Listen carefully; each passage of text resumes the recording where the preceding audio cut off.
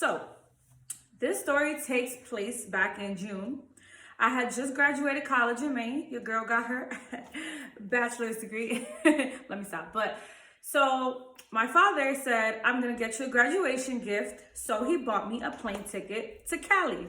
So I currently live in Cali now, but when this story took place, I was still in New York and my boyfriend had already moved to Cali.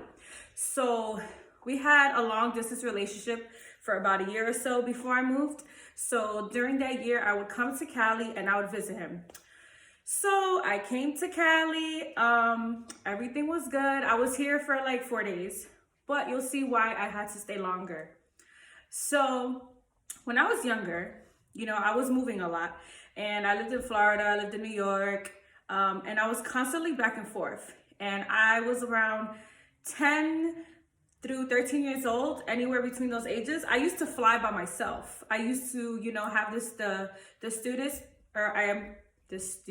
I don't know if I'm saying that right, but the person who works in the airplane, the people who work at the airport, they used to escort me to and from the plane to get my luggage and stuff because I was a minor. So keep that in mind. I've always been on airplanes, been at airports, and I was fine. It wasn't until I got older that I started to get anxiety on planes. So I have panic attacks, if you don't already know this, or watch my previous story times.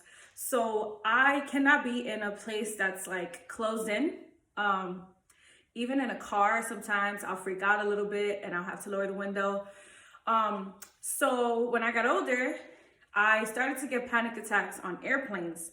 Now, it's not that I'm scared of the airplane, because I'm not. I've obviously been on the airplane practically my whole life. It was just the thought of like, I'm on an airplane, I'm in the sky, I can't leave whenever I want. I just can't get out. Whereas if I'm on a bus or I'm on a train or a car, I can just hop out. When the bus opens, when the train opens, I could just get out, and take a breather. So that's where my panic attack stems from. The fear of not being able to control a situation I'm in and a fear of not being able to escape. So when I started traveling that I'm older, I had to get prescribed Xanax from my doctor so I wouldn't get a panic attack. And let me tell you, the Xanax knocked me out. I am out the whole plane ride. I don't wake up, I'm out, and when I'm up, I'm there. I can't really be awake on the airplane. Like, I'll freak out. So when I came to Cali in this trip in June, I took my Xanax at the airport. I was very calm, and usually when I sit on the airplane, I put my seatbelt and boom, I'm asleep. And then I usually wake up like when the plane's landing.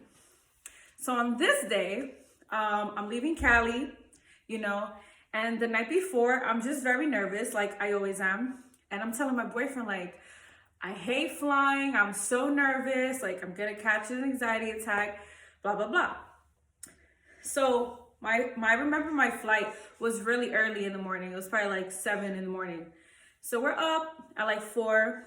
And anytime that I'm about to get on a plane, I don't drink caffeine. I don't drink my coffee because I just feel like the caffeine is a trigger for me when it comes to these situations. So I don't take caffeine or drink coffee.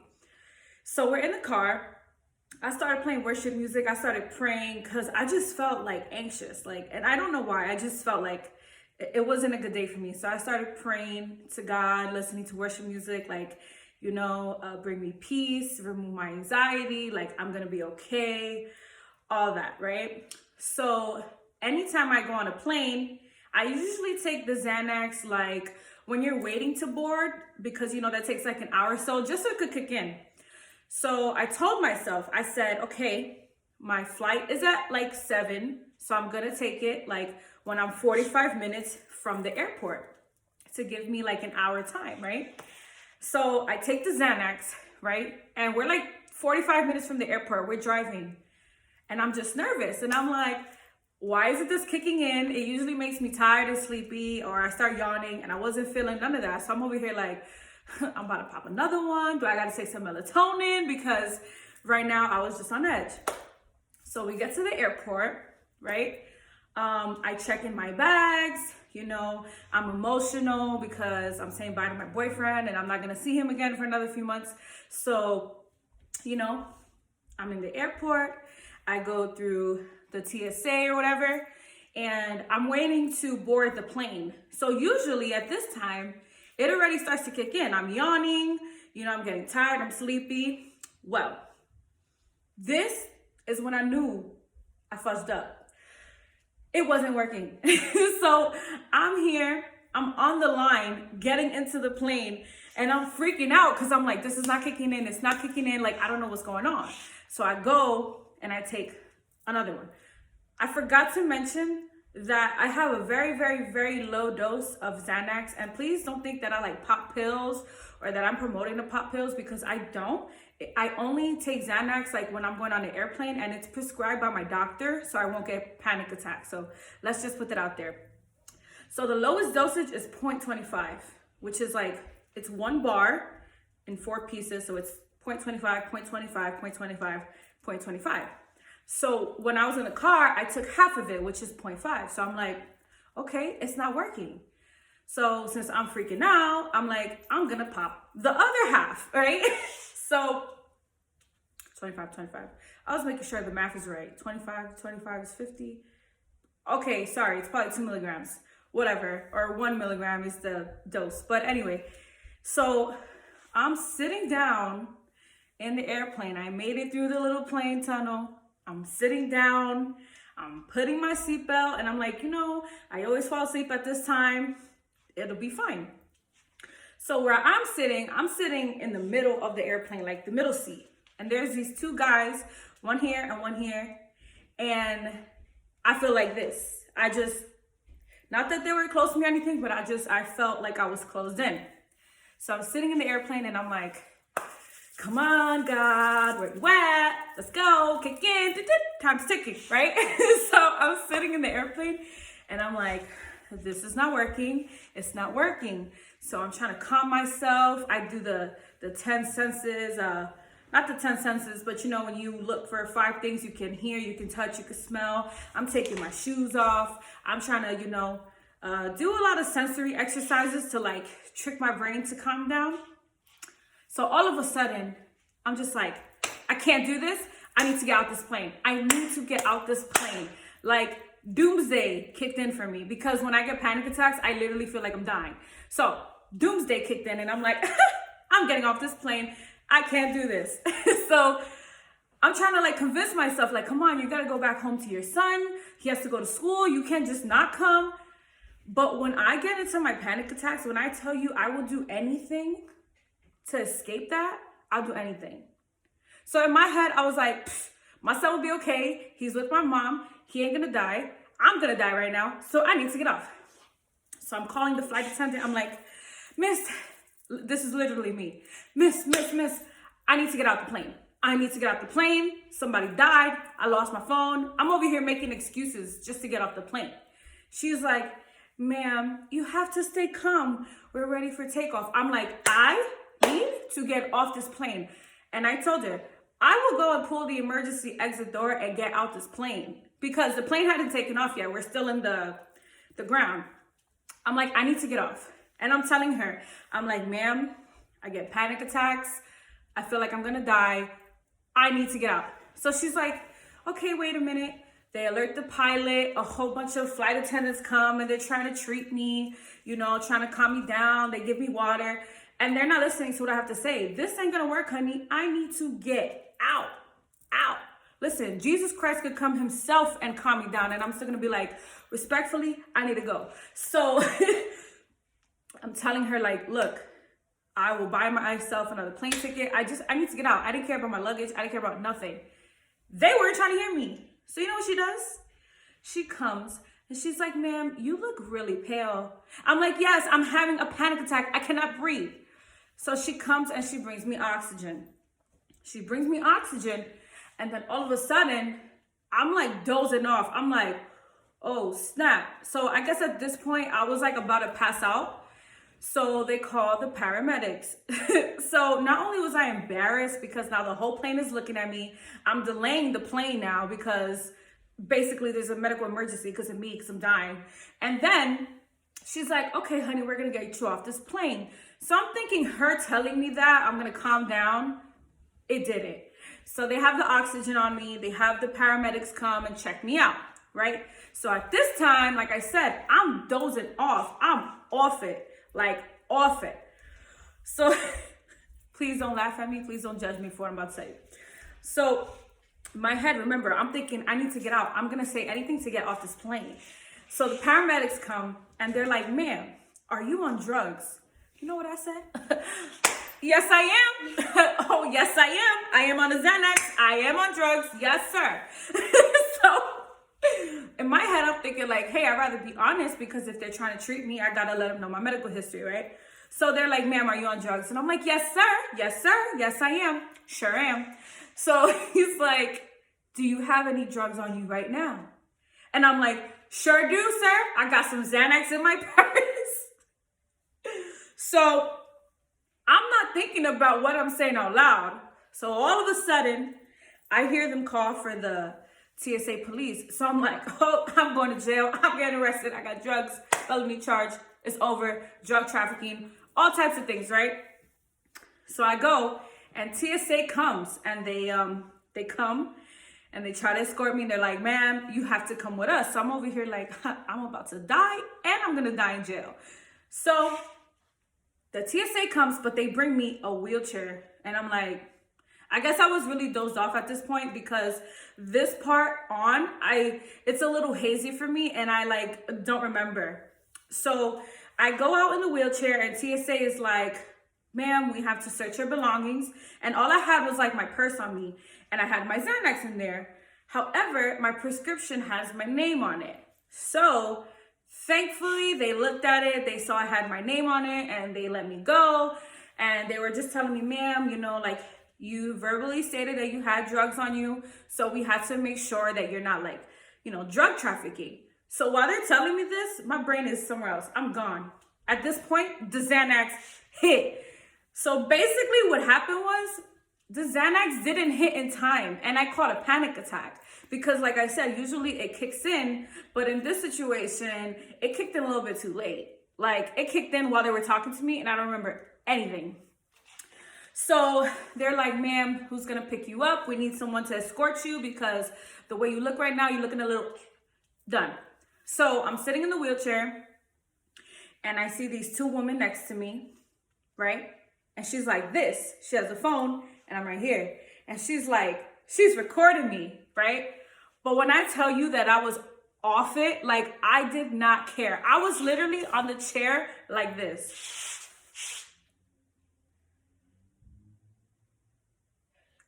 Like, for real, for real. So I feel myself being rolled in a wheelchair. They see me rolling like that, you know. I'm in a wheelchair. So at this point, I don't know what's going on.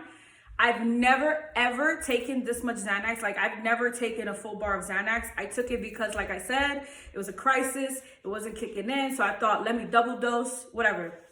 So I'm in the wheelchair, and I see my boyfriend, and I'm all confused as like, why am I seeing my boyfriend? Why am I here? There's so much commotion and people. So I see my boyfriend, and I hear him talking to like the lady. So I don't know what they were talking about. I'm sitting in the wheelchair, think I'm lit.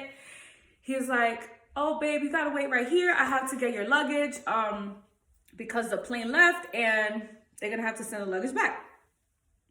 So he leaves me in a little corner where there's like chairs or whatever. And I remember that I bought like a yogurt parfait to eat on the airplane. So at this point, I am in the sky. I can't say certain things because, you know, YouTube will demonetize me, but I am in the sky. I'm as hell off of this, okay? So I'm sitting on the chair, I'm eating my yogurt, right? And all of a sudden I fell asleep. So where I'm sitting at, there's like a security guard. There's two women in front of me. There's two women on this side, and there's somebody next to me. So I'm eating my yogurt, and I knocked out. It finally hit, like hit. So I'm in and out of a sleep because there's so much noise and stuff. So this is literally me. I'm sitting on the chair, and I'm like this. Then I wake up, go back to sleep, wake up, go back to sleep. I wake up and there's yogurt all over me. All over me. I had the yogurt cup right here and I had the spoon on my lap and there's this yogurt everywhere. So I guess in the middle of me trying to eat my yogurt, I fell asleep. Boom. I feel something drop and it's my phone. My phone had fallen off my lap. And the lady in front of me is like, ma'am, your phone is on the floor. I'm like, thank you. Pick up my phone. Boom. Falls again. So I'm not even thinking like somebody could rob me. Somebody could rob my phone. I have my purse out, open. My boyfriend's on the line trying to deal with TSA, trying to get my luggage. So he's not near me. So I see the security guard looking at me. I'm like, they probably think I'm on drugs, which I am. But, you know, they probably think like something's wrong with me. So now the two women in front of me are recording me. And I'm so like off of it that I really don't care. Like, I don't care. They're recording me. They're laughing. There's probably a viral video of me somewhere of some crazy ass girl in the airport off it. I'm in the airport. I'm ready to go home. So my boyfriend's like, well, I guess you're going to have to buy another flight because they can't give you a flight. There is nothing else scheduled for today. And at this point, I don't care. I'm like, whatever. So all I remember was my boyfriend was calling my mom and my dad, trying to explain to them what happened, saying like, Grizzelle missed her flight. She caught a panic attack. The cops came, had to give her oxygen. And all this time, they're all like in my ear, like, why would you do that? Why would you miss your flight? You have to get your son. You have to learn how to control yourself and not panic and not freak out. And I don't hear nothing they're telling me because when I say I was off it, I was off it. And then my boyfriend's telling me that I'm like mumbling in the car. I'm talking nonsense. I'm in and out of sleep or whatever. And I don't remember any of this. Like, I don't remember any of this. This is everything that he told me. He even recorded me like sleeping. I was off it. So I basically had to buy another flight to go 4 days later. But I'm out of Xanax now. So I'm like, how am I getting on a plane? I'm not getting on a plane sober. Hell to the no. So what happens? I tell my mom, I'm like, you need to send me more Xanax because I'm not getting on this plane. And this time I'm going to take the Xanax like 2 hours before. So they have to express mail me that. It was like $100 to get it overnight because my flight was in like 2 days. So I had no clothes, okay? I had to go to Walmart and buy myself like underwear, pajama, and like 2 outfits because keep in mind, all my stuff is in New York already.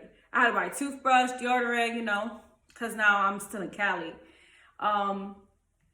So once I get to my boyfriend's house on the drive, I'm like, I start to feel bad. I'm like, oh my God, like, I'm so sorry I made you come back for me, you know, like, I don't know what happened. It didn't kick in. And like, I can't believe I'm like this. And I was just like really hard on myself because I've been to Cali before. Like, I've taken planes before. The Xanax worked. It just, at this particular day, the Xanax wasn't hitting like it was supposed to. So, you know, he was okay with it. And he's like, you know, it's fine. So I rescheduled my flight. 2 days later, took the Xanax a lot earlier, and I was able to come to New York. And I did forget to mention that while I was on the plane and they were giving me the oxygen, they put that thing on your finger to check your oxygen levels, and my oxygen was like really, really low. And I do remember like hearing hospital, emergency room, like I guess they were gonna observe me to see if I had to go to the emergency room, but I just kept telling them like, I need to go, I need to go, I need to get out. And what I hate about airports is like, once you're in the airport and once you cross like TSA security, you can't just get out. There's no doors where you could like get some fresh air. Like, you know, when you're in the front of the airport with check-in, you know, they have those sliding doors. You can come out, you could breathe, you know. I'm okay there. But once I'm in a place where I see there's no doors, there's no exit, I just can't get out, like I freak out. And it's like, it has taken a toll on me when it comes to traveling because even in New York for like a whole year and a half, I could not get on a train. Like I was taking Ubers everywhere. On a bus, I wasn't so bad because I know the bus doors open. They open. Whereas on the train, the doors open, but you know, sometimes you're like in a tunnel and you have to wait before the train could move. Like, I would have completely freaked out. So I hope you enjoyed this story time. I hope it was kind of funny, not funny. I don't condone people take drugs, but in my situation, I do have severe panic attacks that I'm trying to get under control. I have so many story times coming with me and panic attacks and just very embarrassing situations. I was embarrassed after the fact because I'm like, wow, like these girls are really recording me. I probably look crazy, but like in the moment, like I didn't care. And also it is very dangerous because, like I said, a lot of these things that happen like afterward, I had no idea happened. Like I don't remember. It was just my boyfriend telling me what happened and my parents, and they're like, yeah, you don't remember? You called us? And I'm like, no, I don't remember. So thank you for watching. Please like, comment, subscribe, and come back because I'm back on YouTube and we're doing this. I always say I'm back, but I'm not back. We're back and full effect. So happy holidays, Merry Christmas, Happy New Year's. May all of you be blessed and have an abundant time during this time. So yeah, thank you for watching. See ya. Peace.